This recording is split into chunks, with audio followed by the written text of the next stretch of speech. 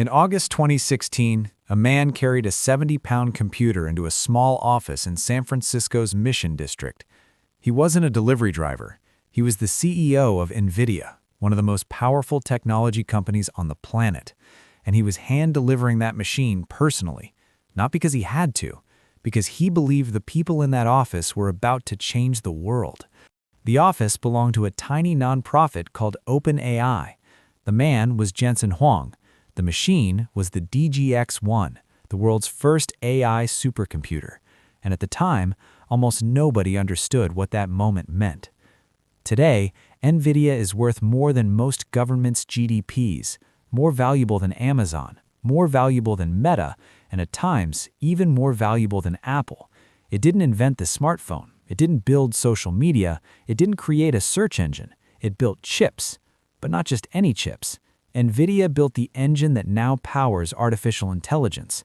How does a company that almost ran out of money in its first few years become the foundation of the most important technology race in modern history?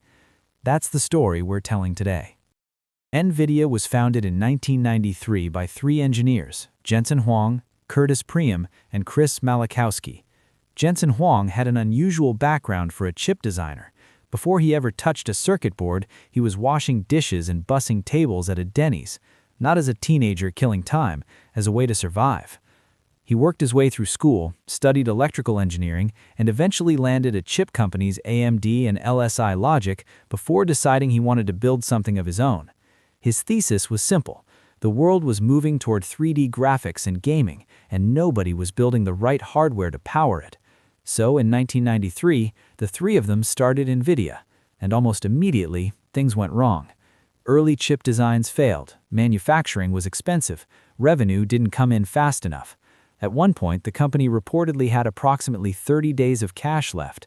One bad product launch or one delayed chip, and NVIDIA would have simply ceased to exist. Then in 1997, the Riva 128 shipped. It worked, it sold, it bought them time. But surviving isn't the same as winning. 2 years later, NVIDIA did something that seemed like a marketing decision, but was actually a declaration of war. In 1999, they launched the GeForce 256, and instead of calling it a graphics card, they branded it as the world's first GPU, graphics processing unit. That name was deliberate. Intel owned the CPU. NVIDIA was announcing that it would own the GPU. The technical distinction mattered. CPUs are built to handle a few complex tasks simultaneously. GPUs are built for parallelism, executing thousands of smaller calculations at once. For rendering complex 3D graphics, that architecture was perfect. But the real genius of the GPU wasn't what it could do in 1999. It was what it would be able to do 20 years later, in ways nobody had imagined yet. In 2012, a team at the University of Toronto, led by researchers Alex Krzyzewski, Ilya Sutskev, and Jeffrey Hinton, entered an annual image recognition competition. Their neural network was called AlexNet. It didn't just win, it destroyed the competition. The gap between AlexNet and the next best entry was so large that researchers in the field described the moment as a shock. But the breakthrough wasn't only in the algorithm, it was in the hardware AlexNet ran on. NVIDIA GPUs, programmed using CUDA.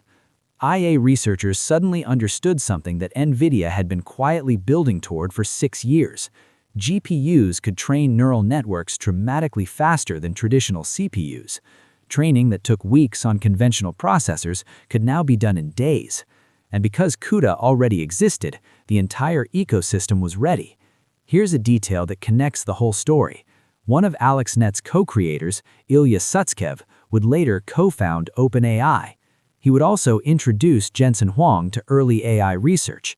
That relationship led directly to the DGX-1 delivery you heard about at the beginning of this video. The same technology, the same people, the same bet, paying off across nearly a decade. For years, gaming was still NVIDIA's primary revenue driver, but Jensen Huang was already repositioning the company in his mind. He saw data centers as the next battlefield. Instead of selling graphics cards to teenagers building gaming rigs, NVIDIA began designing compute infrastructure for enterprises and cloud providers. The pivot crystallized in 2016 with the DGX-1, the same machine Jensen personally carried into OpenAI's office. It was marketed as a supercomputer in a box, 70 pounds, 35,000 components, the power of 250 conventional servers. Price tag, $129,000. It was not a gaming product. It was a statement. NVIDIA was no longer just building chips, it was building the infrastructure for a future it had spent a decade preparing for. Jensen signed that first DGX-1 before handing it to Elon Musk, who was then leading OpenAI, writing on it to the future of computing and humanity. It accelerated OpenAI's research by weeks, according to Ilya Sutskever, allowing them to run experiments that had previously been out of reach. Then came the A100, then the H100. Chips not designed for gaming, but for training the largest machine learning models in the world. When generative AI exploded, ChatGPT, Claude, large language models, the demand for compute didn't just rise, it went vertical, and almost all of it ran on NVIDIA.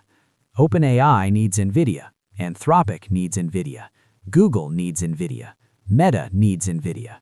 Even Microsoft's Azure cloud, which powers OpenAI, runs on NVIDIA GPUs. That created a feedback loop with enormous structural power.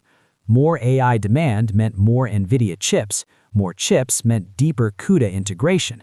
More integration meant higher switching costs. More switching costs meant even more demand for NVIDIA chips. AMD and Intel both build capable hardware. AMD's MI300 series has won customers at Microsoft and Meta. Intel has poured billions into AI accelerators. But hardware alone isn't enough. The real barrier is software. AMD has built ROCm as an open-source alternative to CUDA, but adoption has been slow. The reality is that millions of developers have spent years learning CUDA. AI frameworks are optimized for CUDA. Research papers are written assuming CUDA. Switching away from NVIDIA isn't just buying different chips, it means rewriting infrastructure that took a decade to build.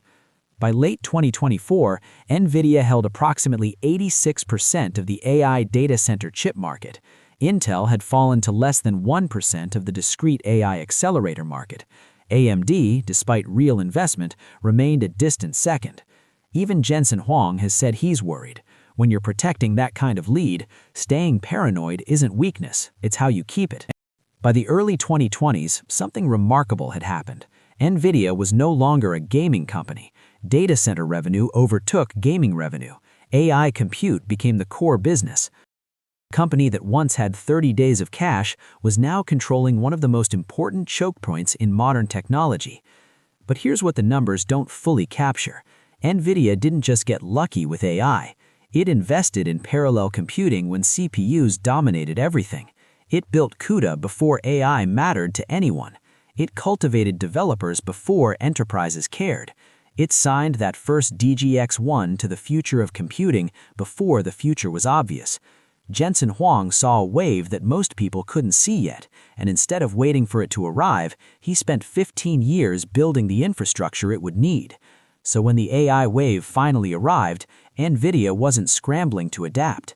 It was already the only road into town. And in technology, controlling the infrastructure, not the application, not the interface, not the brand, is where permanent power is built. NVIDIA mastered that game. And once you understand how they did it, you start seeing the same pattern in other companies, past and present. That's what this channel is about. Not just who won, but how they won, and why it was almost inevitable once you understand what they built early. Subscribe if you want to understand the real story behind the companies shaping our world. The next one is coming soon.